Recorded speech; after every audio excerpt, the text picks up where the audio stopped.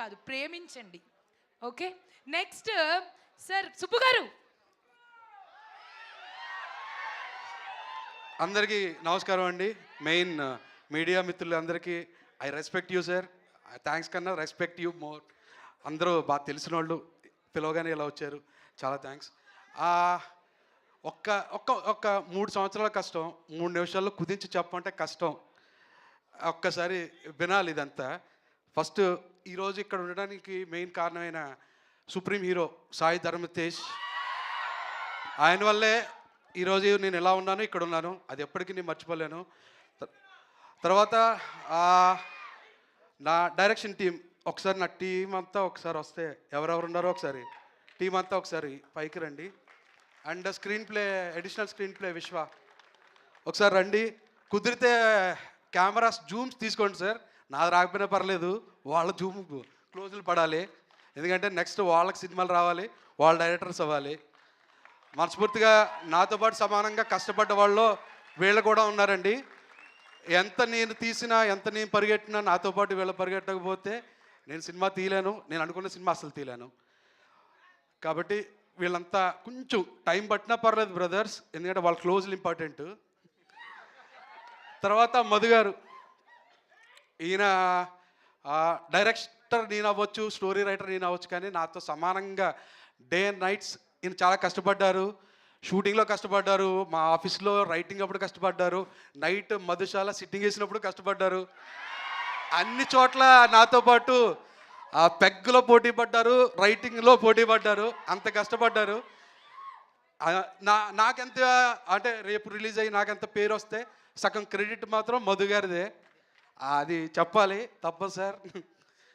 Next sir, ఈ బచ్చలమల్లి అన్న cinema తీయడానికి మెయిన్ రీజన్ ఏంటంటే, నేను నా లైఫ్లో చేసిన బిగ్గెస్ట్ మిస్టేక్, మా మదర్ విషయంలో నేను బిగ్గెస్ట్ మిస్టేక్ చేశా. కరోనా టైంలో నేను వెళ్ళి ఉండాల్సింది. ఆ టైంకి నేను సోలో బ్రతికే తర్వాత ఇక్కడ ఉండిపోయి హైదరాబాద్లో ఉండి ఇంటికి వెళ్ళలేకపోయా. తర్వాత తెలిసి ఇంటికి వెళ్ళొచ్చు, ఛాన్స్ ఉంది. బట్ చిన్న ఏమవుద్దులే, ఎక్కడ పోతుంది, ఇంటి దగ్గర ఉంటుంది కదా అనుకున్నా.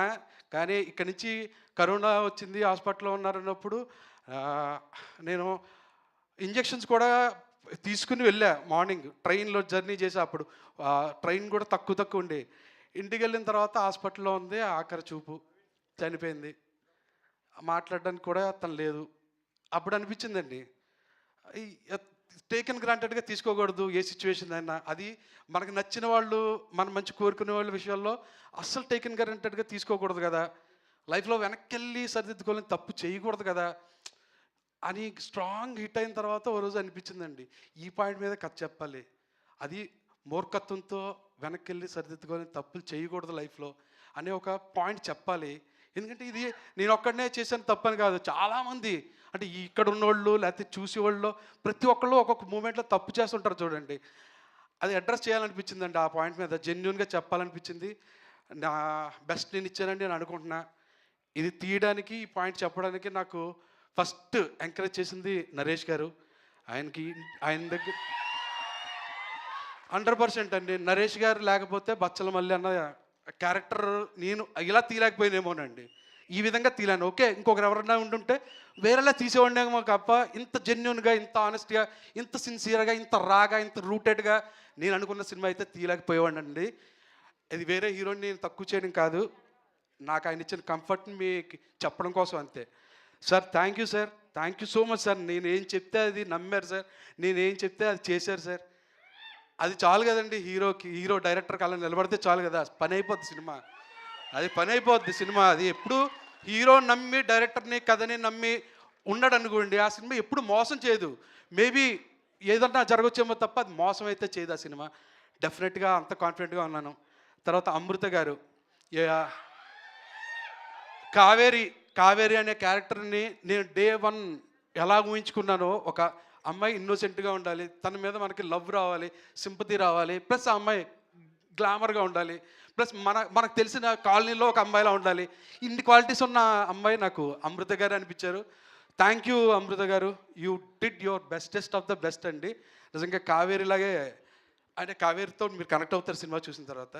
మిగతా టెక్నీషియన్స్ అందరినీ, హరితేజ గారు, రిచర్డ్ సార్, చోటాకి ప్రసాద్ అన్న ఎడిట్ రూమ్లో నాకు ఎంత హెల్ప్ చేస్తాడో ఇప్పుడు కూడా కొంచెం బూస్ట్ ఇచ్చామన్న స్పీచ్లో కూడా నాకు చాలా హెల్ప్ చేస్తారండి చోటాకి అన్న. Brahma sir, thank you sir, thank you so much sir. And Rajesh గారి గురించి చెప్పాలంటే ఆయన నా గురించి చెప్పలేదు కాబట్టి నేను ప్రీ రిలీజ్లోనే చెప్తా. ఇప్పుడు నేను చెప్పను, ప్రీ రిలీజ్ చెప్తానండి. Thank you so much for coming అండి. విశాల్ చంద్రశేఖర్ సార్, ఆఫ్టర్ సీతారామం విశాల్ గారు sir, one of the finest composers in India అండి. నాట్ ఓన్లీ ఆంధ్ర, తెలుగు, తమిళ అని కాదు, ఇండియాలో one of the finest music composers అండి. అందుకే అంత ఫైన్ కాబోతే నెక్స్ట్ ఆయన ఫౌజీ, ప్రభాస్ గారిది ఫౌజీ కూడా విశాల్ గారి మ్యూజిక్ డైరెక్టర్. సో ఆయనతో వర్క్ చేయడం one of the greatest feeling అండి. థ్యాంక్ యూ విశాల్ సార్, మీరు ఇక్కడ లేరు కానీ నా హ్యాపీనెస్ మాత్రం మీకు అందాలని మనస్ఫూర్తిగా కోరుకుంటున్నానండి. Thank you. ఇంకా ఎవరిదైనా పేర్లు మర్చిపోయి ఉంటే క్షమించండి. ప్రసాద్, ప్రసాద్ డార్లింగ్, ప్రసాద్ బాగా గుర్చేసాడు డార్లింగ్. పెద్దోడు, మీ పెద్దోడు,